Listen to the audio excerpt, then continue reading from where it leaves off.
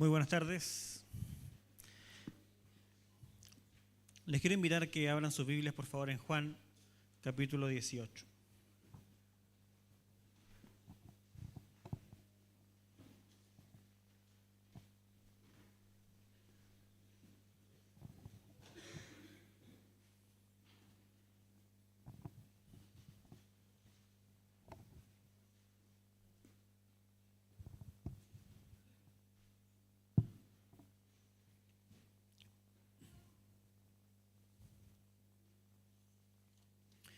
Juan capítulo 18.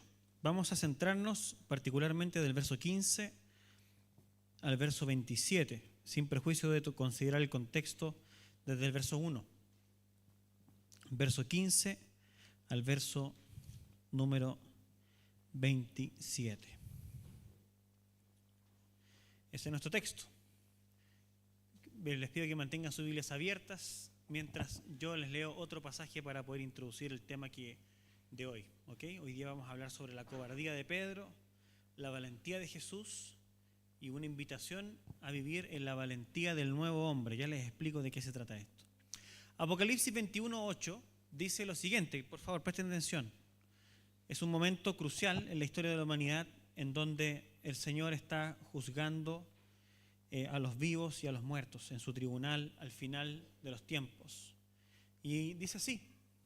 Dice, pero los cobardes, incrédulos, abominables, asesinos, inmorales, hechiceros, idólatras y todos los mentirosos tendrán su herencia en el lago que arde con fuego y azufre, que es la muerte segunda. No sé si escucharon bien cuál es el primero de las características, digamos, de las personas que están allí destinadas a una eternidad sin Jesús. Cobardes, ¿sí? Pero los cobardes. Ser cobarde es algo tremendamente rechazado en la Escritura. Es puesto en contraste con la valentía de forma confrontacional. Ser cobarde no es una opción. Si bien en la forma que nosotros asumimos en el pecado, cuando hemos nacido en pecado, en este mundo caído, nuestro modo por defecto es ser gente cobarde, pero lo que la Escritura nos enseña es que cuando Jesucristo realiza su obra santificadora en nosotros, los creyentes dejamos atrás la cobardía. Es por eso que Pablo, cuando le escribe a Timoteo, le dice, pero nosotros no tenemos un espíritu de cobardía. Por tanto, es el tema que quiero hoy día trabajar con ustedes. Cuando hablamos de cobardía o acusamos a alguien de cobarde, generalmente nos referimos a la falta de valentía o de arrojo para enfrentar una situación difícil o retadora. Es decir, una persona cobarde es alguien que abandona situaciones difíciles o que se niega a dar la cara a las consecuencias de sus actos. Y acá en el capítulo 18, en esta sección del versículo 15 al verso 27, hay una especie de sándwich. Permítanme mostrarles, antes de que ingresemos de lleno al texto y podamos orar para que el Señor nos ayude. Fíjense por favor en sus Biblias. Verso 15 al verso número 18, lo que nosotros tenemos allí es una primera parte en donde se nos retrata a Pedro negando a Jesús por primera vez. No sé si lo pueden ver, solamente a nivel de la estructura. Verso 15 hasta el verso 18, se nos cuenta la situación en donde Jesucristo es trasladado a la casa de Anás, ¿cierto? Y Juan y Pedro están en el patio de la casa de Anás, del sumo sacerdote, que no era el sumo sacerdote en vigencia, pero era una persona influyente en su época, y Juan queda dentro del patio y fíjense qué interesante, Pedro está afuera. En la primera parte de este sándwich. La segunda parte tenemos a Jesucristo ante el sumo sacerdote Anás, versos número 19 al verso 24. Ustedes van a ver ahí que Jesús está frente a él y todo se desarrolla en relación a esa situación.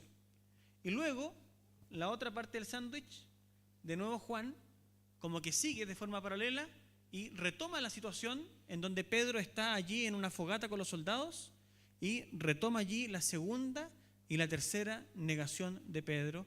Eso antes de que Jesús sea trasladado ahora a Pilato, perdónenme, ¿sí? A Pilato, exactamente.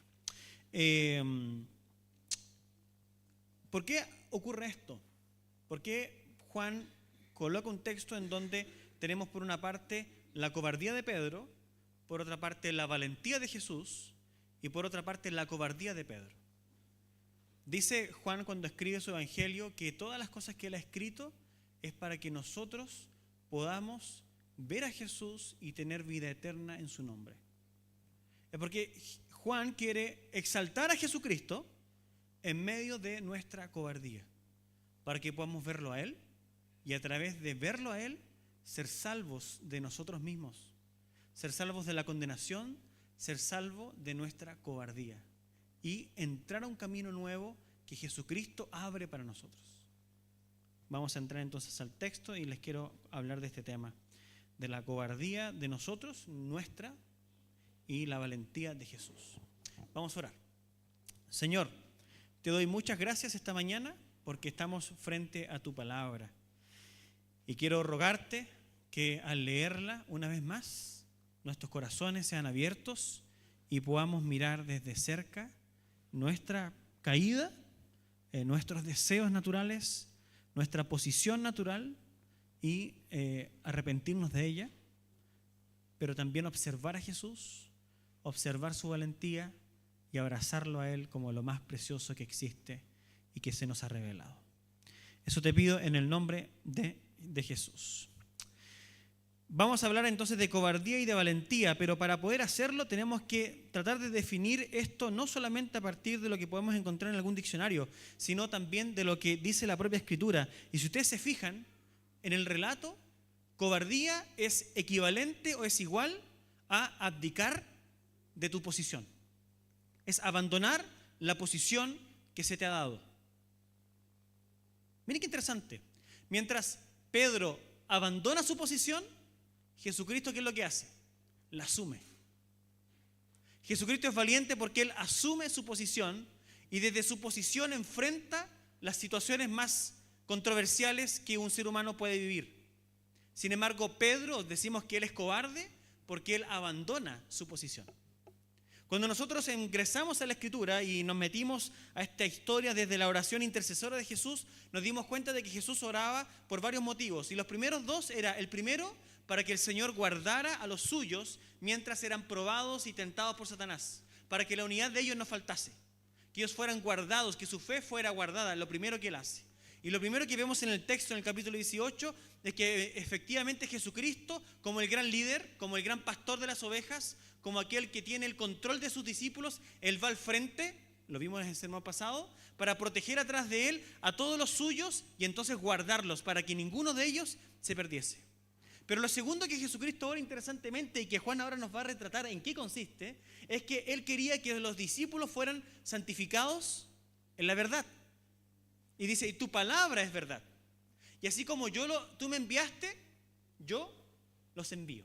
Hablábamos de que santificación, crecer en santidad, crecer en vida delante de Dios significa darnos cuenta de quiénes somos. Darnos cuenta de la posición que se nos ha dado en el Señor Jesucristo. Es quiénes somos delante de Él, cómo hemos sido hechos nuevas criaturas y cuál es nuestra nueva identidad. El apóstol Pablo, cuando le escribe a los Efesios, le dice a los efesios de que ellos han sido puestos, sacados de la corriente de este mundo, del poder del príncipe del aire, hemos sido rescatados o han sido rescatados de la depravación y deseos de su mente y de su corazón para ser puestos en una posición junto a Cristo, sentados junto a Él. Es decir, todo creyente en Jesucristo tiene una posición absolutamente nueva. La posición de ser un hijo de Dios y vivir para Dios a partir de esa identidad. Santificarnos en la verdad significa asumir mi posición y mantenerme firme en esa posición y enfrentar la vida desde esa posición de una forma valiente y firme. Solo como contexto, Consideremos Josué capítulo 1. En Josué capítulo 1 se encuentran algunos versículos que son muy repetidos por el pueblo cristiano. Por favor, vayan a Josué capítulo 1. Miren qué interesante lo que ocurre en Josué capítulo 1, porque es casi un esquema a través del cual podemos también entender lo que Jesús está haciendo y lo que Pedro no está haciendo. Josué capítulo 1.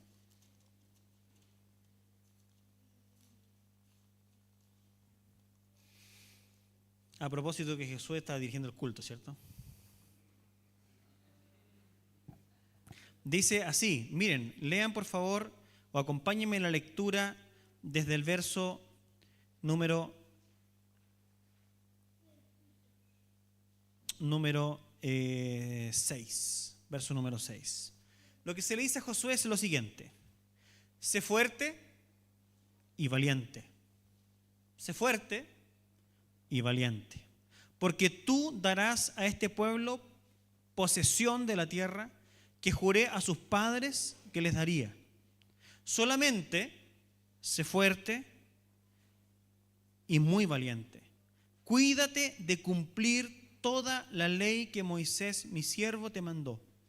No te desvíes de ella ni a la derecha ni a la izquierda, para que tengas éxito donde quiera que vayas.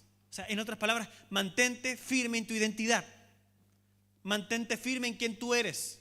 Mantente firme en la misión que yo te estoy dando. Y continúa, 8. Este libro de la ley no se apartará de tu boca. Padre, santifícalos en la verdad. Tu palabra es verdad. Dios le dice a Josué, no te apartes de la ley. Este libro de la ley no se apartará de tu boca, sino que meditarás en él día y noche, para que cuides de hacer todo lo que en él está escrito, porque entonces harás prosperar tu camino y tendrás éxito. ¿No te lo he ordenado yo? Sé fuerte y valiente, no temas ni te acobardes, porque el Señor tu Dios estará contigo donde quiera que vayas. Es el llamado, y Jesucristo está aquí manifestado como el gran hombre fuerte y valiente. Y quiero partir este sermón y quiero partir explorando el texto, primero que nada haciendo una descripción de la valentía de Jesús, para luego que juntos podamos meternos en la cobardía de Pedro y podamos analizar desde qué punto nosotros partimos y de dónde tenemos que arrepentirnos. Pero primero veamos a Jesús. Cuando nosotros vemos a Jesús, vemos a un hombre de Dios firme en su posición de hijo valiente, abrazando la misión que Dios colocó delante de él. Es su identidad y posición la de un hijo enviado. Y lo primero que nosotros vemos acá en el contexto, y que necesito retomar desde el sermón pasado, pero para que nos recordemos, es que Jesús se mantiene firme protegiendo a los suyos. Voy a pasar rápidamente por allí, pero recordemos el texto. Vienen los soldados, cerca de 1000 soldados, a apresar a Jesús, y Jesús se encarga entonces de salir, de ir enfrente, de colocar sus discípulos detrás de él y decir: ¿a quién buscáis? A Jesús Nazareno, yo soy. Luego se repite la misma historia: ¿a quién buscáis? A Jesús Nazareno, pues yo soy. Jesucristo se mantiene firme, es una persona valiente, porque él no abdica de su posición del gran protector de las ovejas.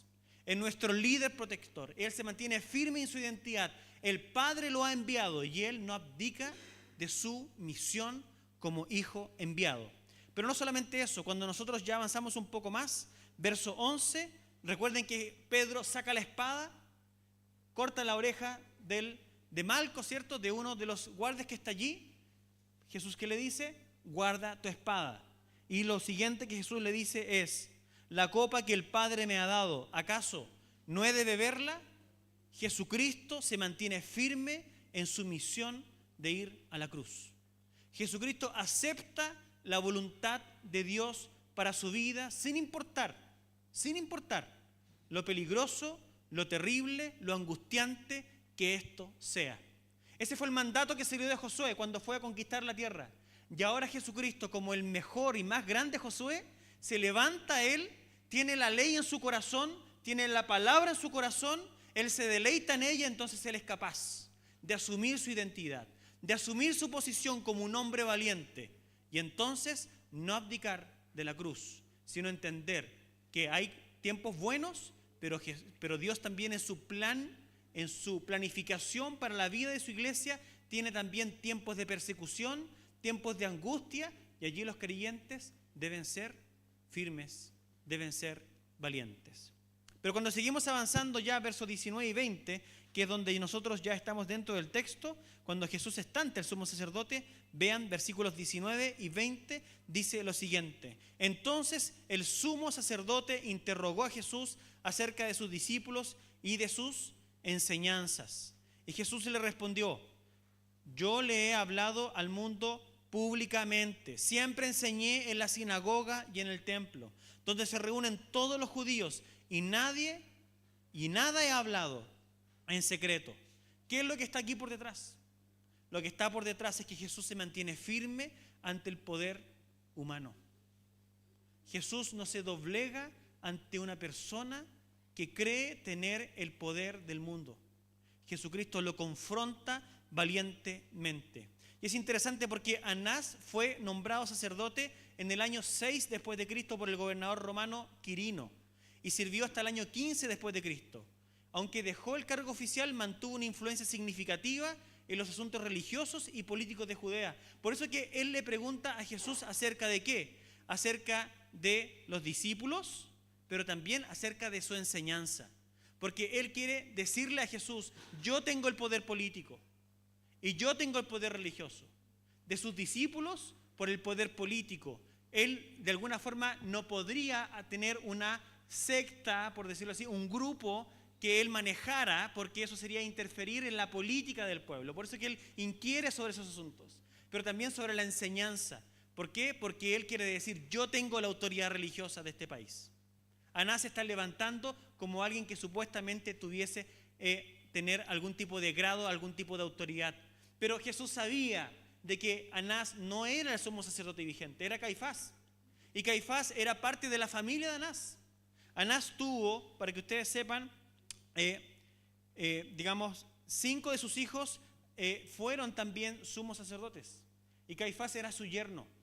Era un séquito, era un grupo que se había apoderado de la religión y de la política del país. Y cuando llevan a Jesucristo ante Anás y no directamente a donde Caifás, de alguna forma se está manifestando lo turbio que era todo esto, ¿cierto? Y el poder que él detentaba. ¿Por qué? Porque incluso los soldados romanos están al servicio de él y lo honran como alguien que tiene un poder dentro de la ciudad.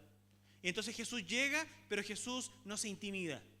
Jesús no se intimida como alguien que quiere hacer parecer que tiene el poder de este mundo, sino que Jesucristo se mantiene firme en su posición. ¿Y qué es lo que hace? Él le responde con tranquilidad: siempre enseñé en la sinagoga y en el templo. Jesucristo le responde con tranquilidad. Jesucristo no tiene de qué avergonzarse. Jesucristo es valiente porque mantiene firme su llamado y él no se doblega ante ningún poder que alguien quiera enrostrarle. Cuarto, Jesús se mantiene firme. ¿Saben en qué? En su integridad. En su integridad. Porque ¿qué es lo que le responde Jesús a Anás? Yo he hablado al mundo públicamente. Siempre enseñé en la sinagoga y en el templo, donde se reúnen todos los judíos, y nada he hablado en secreto. Anás quiere generar una situación en donde Jesucristo se vea pillado, en donde Jesucristo tenga que dar luz de algo que haya hecho mal en su vida. Pero Jesucristo, como un ser valiente, una persona que no se apartó de la ley, ni a derecha ni a izquierda, está con paz en su corazón y puede responder tranquilamente: todo lo he hecho públicamente, nada lo he hecho en secreto. Y es que sabemos que un día todo se verá manifestado y todos los pensamientos más oscuros que nosotros hemos tenido en nuestra vida serán manifestados delante del tribunal de Dios. Pero a Jesucristo nadie lo puede apuntar, porque Jesucristo es un ser íntegro y valiente que se ha mantenido en la ley del Señor y no se ha apartado de la ley ni a derecha ni a izquierda. Él ha podido honrar el nombre de Dios en su posición de hijo y se mantiene firme hasta en los momentos más oscuros de la historia. Pero Jesucristo también se mantiene firme en la verdad en momentos en donde todo quiere ser falseado. Fíjense ustedes la pregunta que le hace Jesús en el verso 21. ¿Por qué me preguntas a mí? ¿Por qué me preguntas a mí? Pregúntale a los que han oído lo que hablé. Estos saben lo que he dicho. ¿Qué hay por detrás de esta respuesta? ¿Qué es lo que Jesucristo quiere transparentar en esta respuesta? ¿Por qué Jesucristo entra en ese punto? Y todo apunta a que Él quiere mostrar que todo este proceso está mal hecho. Todo este proceso está siendo falseado. Fíjense lo que dice Deuteronomio 19:15. No se levantará un solo testigo contra un hombre por cualquier iniquidad o por cualquier pecado que haya cometido. El caso será confirmado por el testimonio de 2 o 3 testigos. ¿Qué hace Anás preguntándole a Jesús? ¿Dónde están los testigos? ¿Por qué no le preguntan a los testigos mejor? ¿Quiénes acusan a este hombre? No hay testigos. No hay nadie que pueda apuntar. Entonces Jesucristo le responde, ¿dónde está la gente? Pregúntales a los que han oído lo que hablé. Anda a buscar tus testigos. Comprueba lo que está ocurriendo. Jesucristo no tiene temor. Y Jesucristo habla la verdad.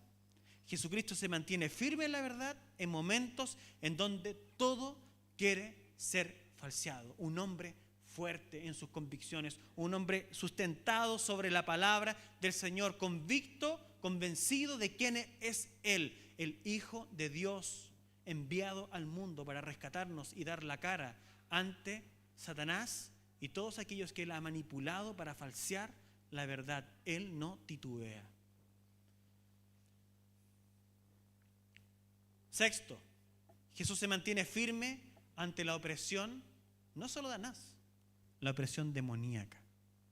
Ojo con esto, la opresión demoníaca. ¿Qué dice el verso 22?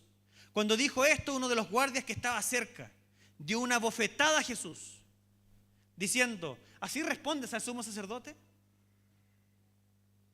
¿Pueden ver debajo de la primera capa de la historia? ¿Podemos entrar más allá del propio escenario en donde está Anás, en donde hay otras personas, en donde están los guardias? ¿Están inquiriendo al Hijo de Dios? ¿Están intentando derrumbarlo? ¿Están intentando que Él se sucumba, se doblegue, caiga deprimido, decaiga en su semblante, caiga en su espíritu? Pero no lo consiguen. Entonces, ¿qué hace este hombre que es gobernado por el príncipe de la potestad del aire? El que gobierna sobre los hijos de desobediencia. Se levanta como siendo un emisario de Satanás y no soportando que Anás esté siendo ridicularizado, porque eso es. Entonces se levanta como quien quiere hacerle un favor al jefe y lanza un golpe en contra de Jesús. Esta es una escena cruel y diabólica. El Hijo de Dios está siendo abofeteado por un ser humano, pecador y manipulado por el diablo. El guardia lo encara. ¿Así respondes al sumo sacerdote? Cuando en verdad el mismo guardia no está dimensionando delante de quién está. Es como si Satanás estuviera cantando victoria y empezando a mostrar sus fauces como quien se hace de un botín. Satanás está alegre porque finalmente, piensa él, tengo al Hijo de Dios en mi poder. Pero Jesús está tranquilo. Jesús sabe a dónde va. La copa que Dios me ha dado de beber, ¿no he de beberla? A veces hacer la voluntad de Dios no es simple. A veces hacer la voluntad de Dios requiere aguantar procesos y situaciones difíciles. En la casa, en el matrimonio, en la familia, en el colegio. Los cobardes huyen, dan la espalda. Los valientes se enfrentan, perseveran. Y ante todo esto Jesús mantiene su posición firme y resistente. Pero séptimo, se mantiene firme ante la injusticia. Verso 23. Jesús le respondió, si he hablado mal, da testimonio de lo que he hablado mal. Pero si hablé bien, ¿por qué me pegas? Se mantiene firme ante la injusticia. Él no saca una espada como Pedro. Él se mantiene tranquilo y argumenta con tranquilidad. Una vez más Jesús, sin temor y sin tener de qué avergonzarse, muestra el camino. Si ha hablado mal, da testimonio de lo que ha hablado. Ellos no tienen cómo quebrar a Jesús. Su carácter se mantiene firme ante el acecho de los emisarios de Satanás. Y esto nos hace recordar a Pedro cuando él escribe en la primera epístola, capítulo 2, verso 23. a quien cuando lo ultrajaban, no respondía ultrajando. Cuando padecía, no amenazaba, sino que se encomendaba a aquel que juzga con justicia. Este es el hombre valiente. Este es el ser humano valiente que Dios planteó desde la creación. Un hombre que vive por la palabra de Dios. Un hombre que la atesora en el corazón. Un hombre que no se aparta ni a izquierda ni a derecha. Un hombre que no reniega su posición. Pero ¿qué tenemos del otro lado del sándwich? Tenemos Pedrito. A don Pedrito. Don Pedrito. Vamos a Pedro porque ahí estamos nosotros.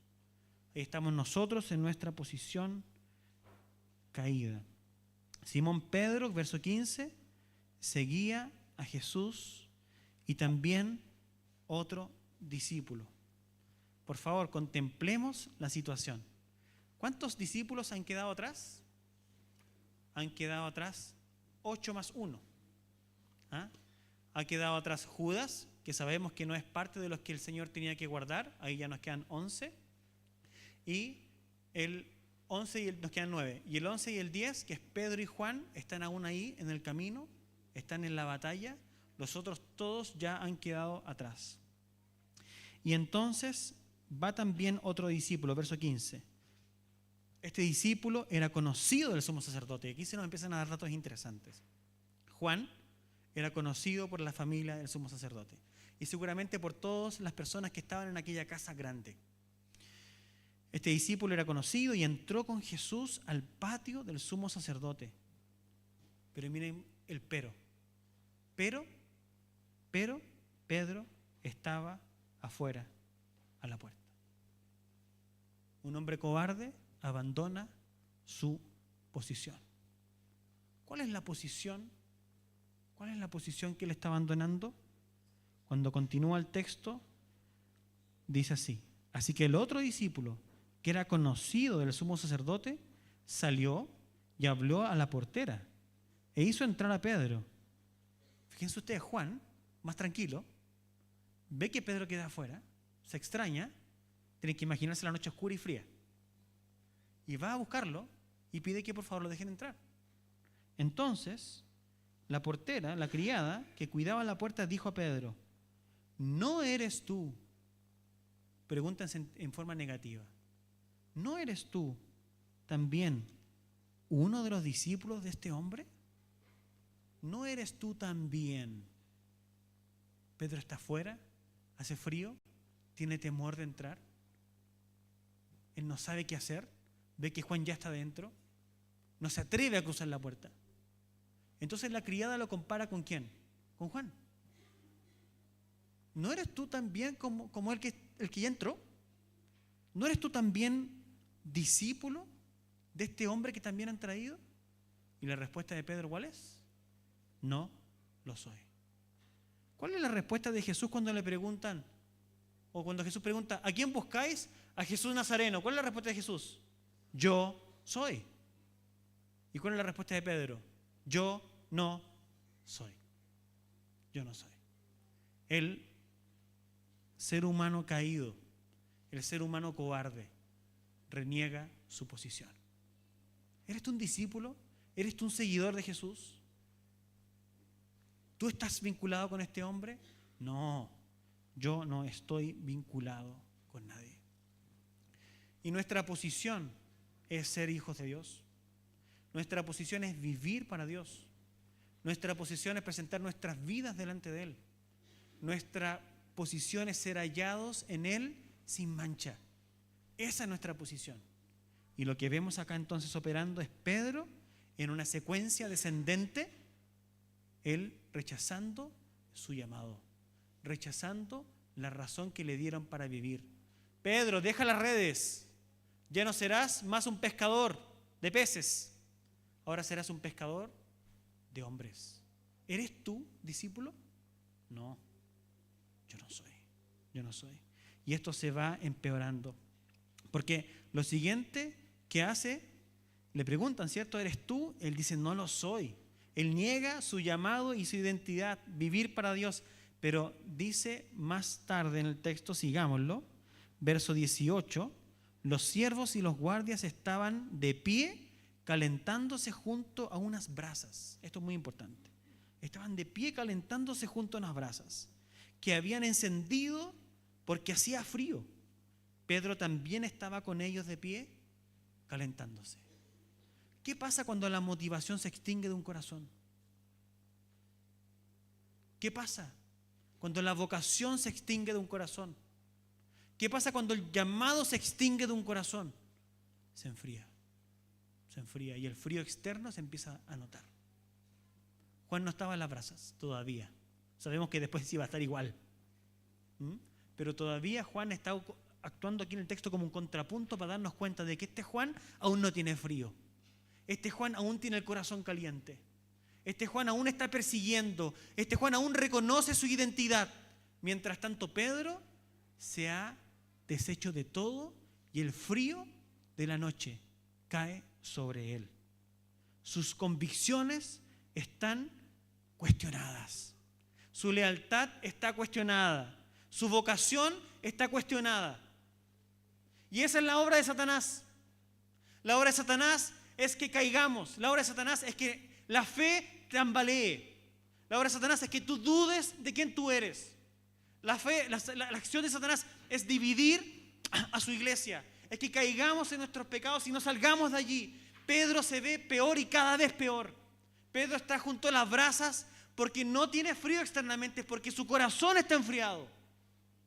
Es porque él ya no tiene más calor de vivir. Es porque él ya no ve más propósito, porque él se ve desastrosamente en el suelo, habiendo abandonado la posición delante de Dios, la posición que el propio Señor Jesucristo le habría dado. Y ahí se corta la historia. Y ahí va Jesús, Juan, y luego vuelve nuevamente en el verso 25. Simón Pedro estaba de pie calentándose y le preguntaron. Y ahí viene la segunda estocada. Y luego viene la tercera estocada. ¿No eres tú también uno de sus discípulos? No lo soy, dijo Pedro, negándolo. Uno de los siervos del sumo sacerdote. Fíjense ustedes, uno que estaba ahí calentándose, uno que también está frío, uno que no tiene más motivación de vivir, uno que no tiene un llamado, uno que no sabe ni dónde va. Es como decirle, ¿y eres tú? ¿Tú eres de los que tenía propósito en la vida? ¿Tú eres de los que tenía un sentido de vivir? ¿Tú eres uno de los que tenía el corazón calientito porque seguían al maestro enseñando y sanando por las ciudades? Y Pedro, ya desmotivado, se asemeja con el otro. No soy como tú. Estoy aquí calentándome con este fuego porque la noche está fuerte. Está fuerte. ¿Entienden la poesía que hay por detrás? ¿Entienden el mensaje que se está entretejiendo por Juan por detrás? Para hablarnos al corazón, para que revisemos nuestro corazón, para que nos preguntemos si nuestro corazón está tibio, está frío o está caliente, apasionado por Jesús. Y entonces la tercera, ¿cierto? ¿No te vi en el huerto con él? Oye, pero Pedro, recapacita, ¿no te vi en el huerto con él? Pedro niega otra vez y al instante canta un gallo. La cobardía es algo muy importante en las Escrituras. Es muy importante en las Escrituras, así como la valentía lo es. Es muy importante porque Mateo dice, pero cualquiera que me niegue delante de los hombres, yo también lo negaré delante de mi Padre que está en los cielos. Incluso Pablo le dice a Timoteo, si lo negamos, Él también nos negará. Si le negamos, Él también nos negará.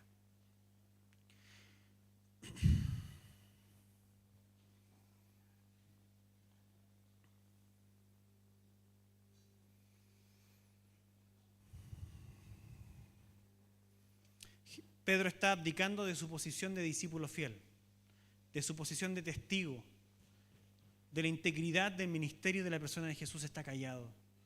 Pedro está abdicando de la posición de hijo enviado. Pedro está haciendo su lado de todas aquellas cosas. Pedro abandonó su posición, pero la mala noticia es que también hoy día muchos cristianos han abandonado la suya. Muchos jóvenes han abandonado la pureza sexual y se han rendido a los ataques de las redes sociales en relación a la forma de lidiar con el sexo y con el cuerpo. ¿No te he dicho yo, sé fuerte y sé valiente? Que no se aparte esta palabra de tu corazón. Medita en ella de día y de noche. ¿Cómo guardará el joven su camino? Guardando tu palabra.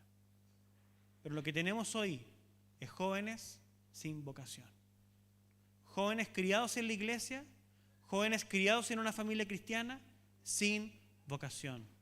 Jóvenes que andan bajo el señorío del príncipe de la potestad del aire y bajo los deseos de su propio corazón y de su propia mente.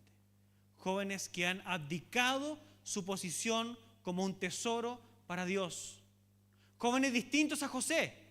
José, quien fuera tentado por la esposa de Potifar y que se pregunta a sí mismo, ¿podría yo pecar en contra del Señor? Y abandonando sus ropas, sale huyendo. ¿Qué es lo que hay hoy día en nuestras iglesias? Muchos padres cristianos han abdicado igualmente y ven el formato heterosexual del matrimonio y en la pureza sexual un formato anticuado e innecesario. Padres cristianos que no enseñan en la casa las Escrituras. Padres que no enseñan, y Dios creó al hombre, varón y hembra, los creó.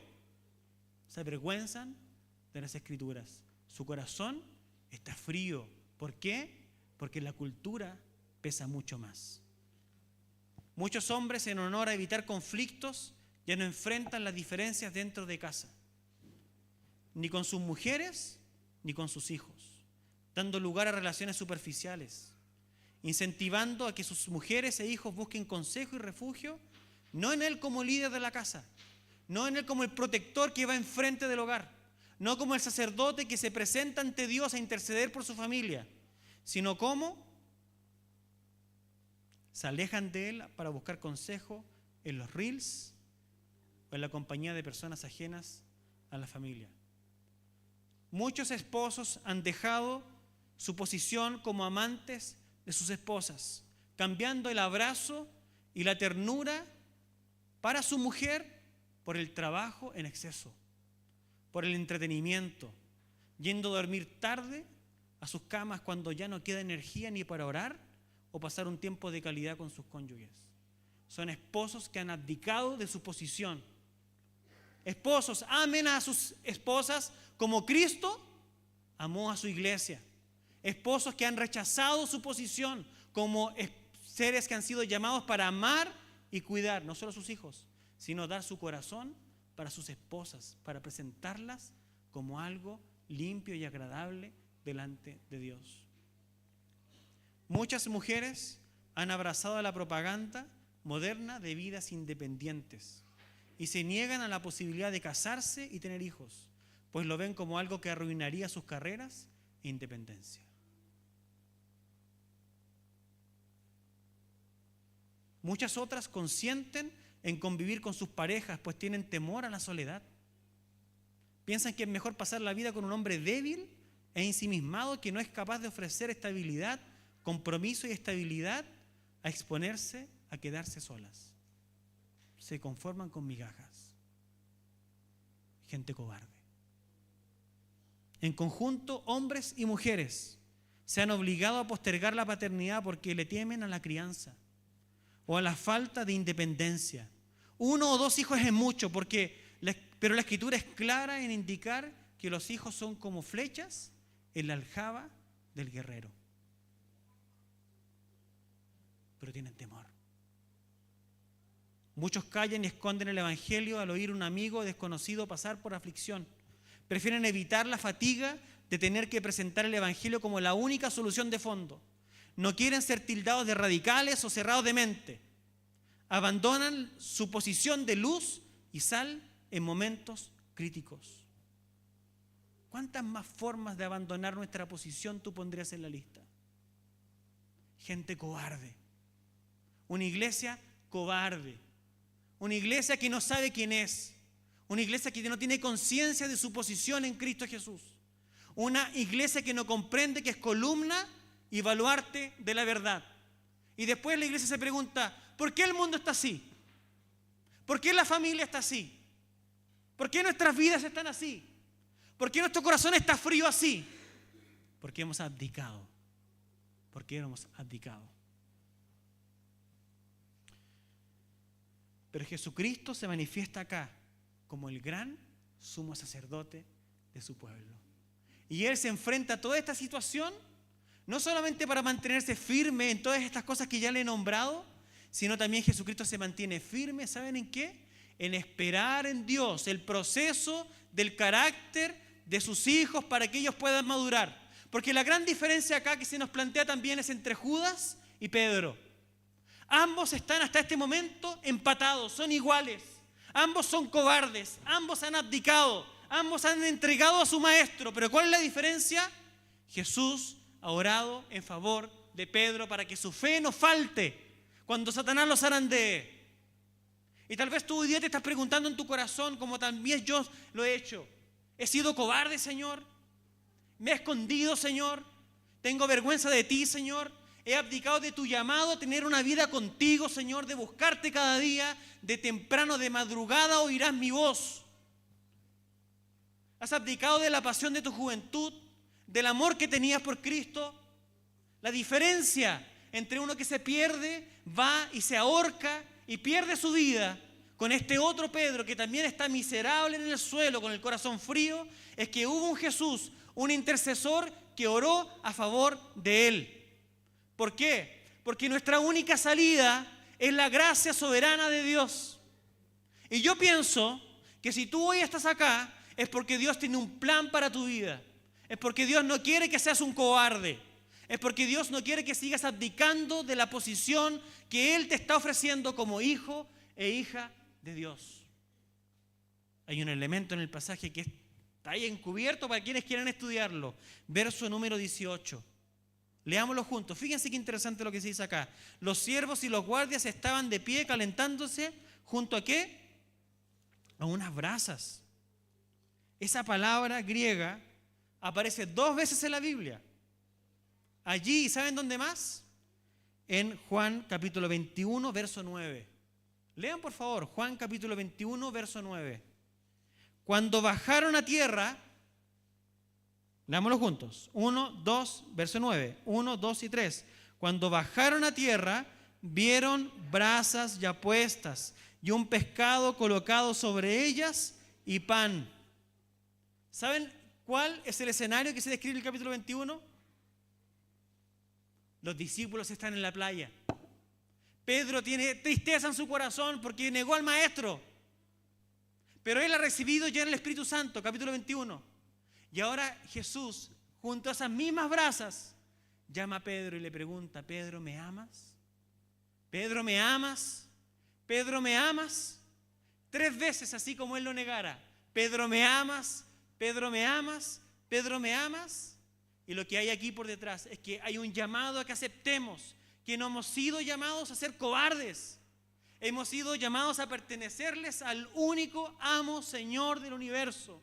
A Jesucristo, quien dio su vida por las ovejas, dio la vida por ti, para que tú vivas para Él, para que tú consagres tu vida a Él, para que Él sea lo más preciado en tu vida, para que te deshagas de todas las enseñanzas de la cultura y la corriente de este mundo y le entregues tu corazón y tu mente a Él, al único Dios soberano que ha creado todas las cosas y te ha dado su palabra para que tú seas feliz. Pero debes reconocer que no le has confesado. Este llamado es a morir a ti mismo. Esta es la razón de tu cobardía. Has confiado y dado tu corazón al consuelo y abrazo del pecado. Y eso es lo que te tiene confundido. Porque como abdicaste y estás ahí calentándote en las brasas, que se llaman de distintas formas: trabajo, amante, Netflix. Ponle nombre a tus brasas.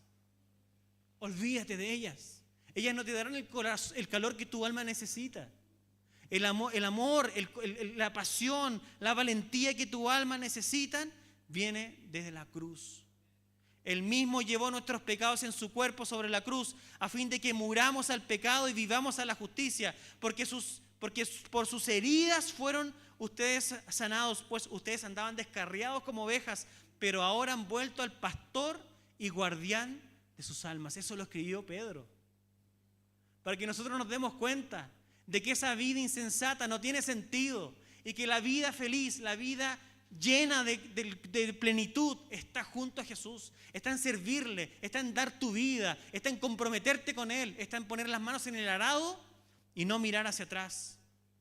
Debes confesar con tu boca, pero primero debes creer en tu corazón. Pero ¿qué dice? Cerca de ti está la palabra, en tu boca y en tu corazón. Es decir, la palabra de fe que predicamos, que si confiesas con tu boca, el que niega, ¿qué hace? Dios también lo niega. No te conozco. Pero si confiesas con tu boca, y fíjate tú, a Jesús por Señor, y crees en tu corazón que Dios lo resucitó entre los muertos, serás salvo.